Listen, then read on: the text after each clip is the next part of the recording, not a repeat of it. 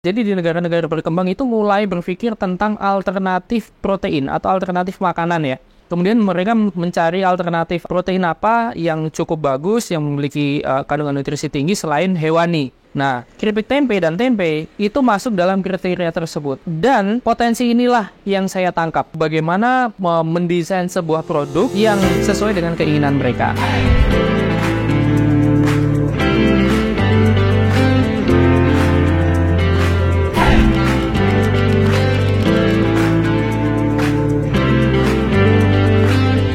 Perkenalkan, saya Billy Bahtiar. Saya bisnis produksi keripik tempe. Saya memfokus ke ekspor dan untuk distribusi nasional.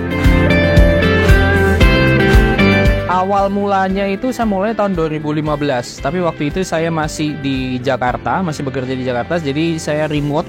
Kemudian sejak tahun 2017 akhir ya, November, itu saya benar-benar turun langsung incas di produksi dan industri ini. Kemudian dalam perjalanannya saya mulai belajar bisnis tuh, karena ternyata ketika seseorang ingin berkembang itu baiknya di bidang bisnis. Kemudian di situ saya berpikir untuk memiliki produk.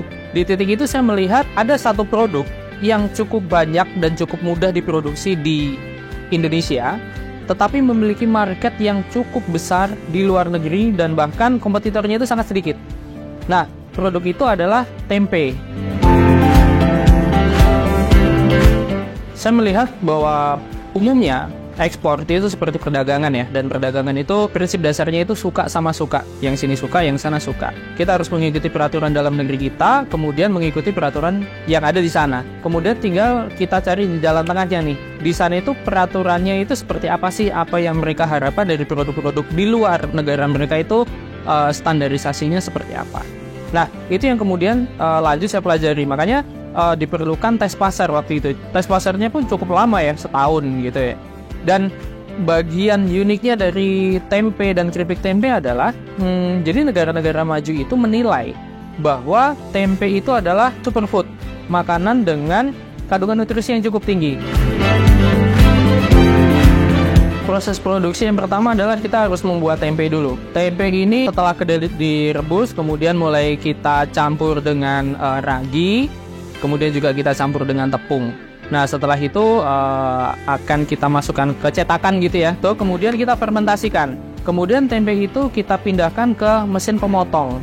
Di situ tempe yang sudah jadi itu dipotong-potong dengan ketebalan yang sudah kita tentukan. Kemudian kita tata dan kemudian kita goreng.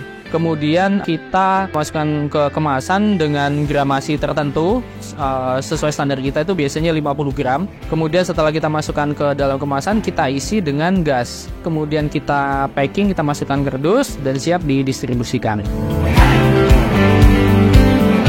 Tempe itu kan ragi ya, ragi yang kemudian berkembang menjadi jamur, yang kemudian mengikat tempe. Jadi proses fermentasi ini membuat protein dalam tempe itu menjadi lebih sederhana sehingga mudah untuk diserap oleh tubuh kita ketika kita makan. Nah, proses ini harus dalam suhu tertentu dan kelembapan tertentu. Karena hal tersebut, maka tempat produksi itu harus ditata sedemikian rupa supaya mendukung proses fermentasi tersebut.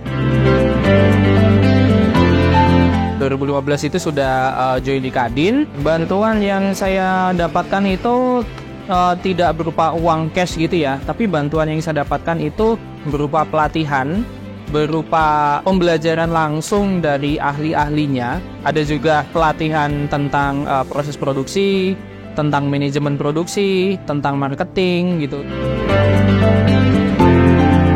Teman-teman yang mulai bisnis F&B itu juga harus melihat peluang marketnya di mana. Yang terakhir juga adalah kita harus bisa menghitung apakah sebuah bisnis ini sustain atau tidak. Dan kita harus punya plan B, plan C, plan D dan seterusnya gitu ya. Karena suasana di dunia ini seringkali berubah gitu.